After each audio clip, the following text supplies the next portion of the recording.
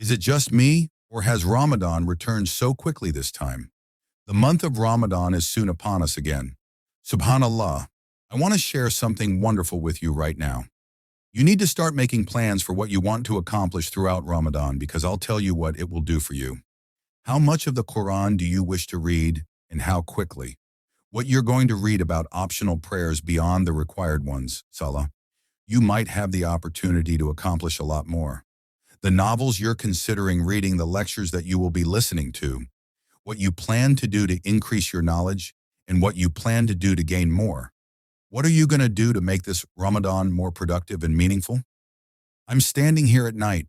Begin making plans right away to learn the Quran, read its meaning, and attempt to comprehend it.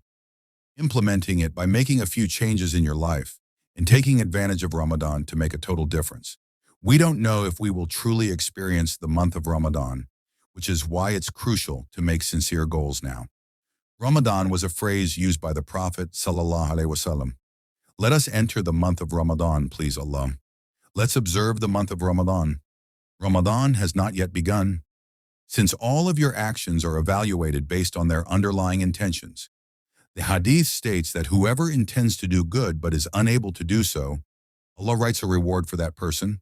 I made myself die before Ramadan, so who knows? May Allah grant us all J, make it easy for us, and grant us paradise. However, if we are unable to observe Ramadan because Allah has taken us away, guess what? You will receive a full reward for everything you truly intended to do. Subhanallah, so that you will receive a reward for whatever you plan to do, but were unable to do, and if you do it and Ramadan arrives, you will actually receive a multiplied reward. For this reason, it's always beneficial to have the chance to think about what you want to do and plan it out beautifully so that you're serious about it. You should also start thinking about how you're going to spend Ramadan and, inshallah, how we're going to make it. May Allah open that door for us as well so that you have a full reward, even if you don't make it to the month of Ramadan and Allah takes you away before then, and even if you get sick or ill during those days and are unable to complete what you intended to do, you will still receive a full reward for what you plan to do. Subhanallah is wonderful, isn't he? This is the beauty of the month of Ramadan and planning for it.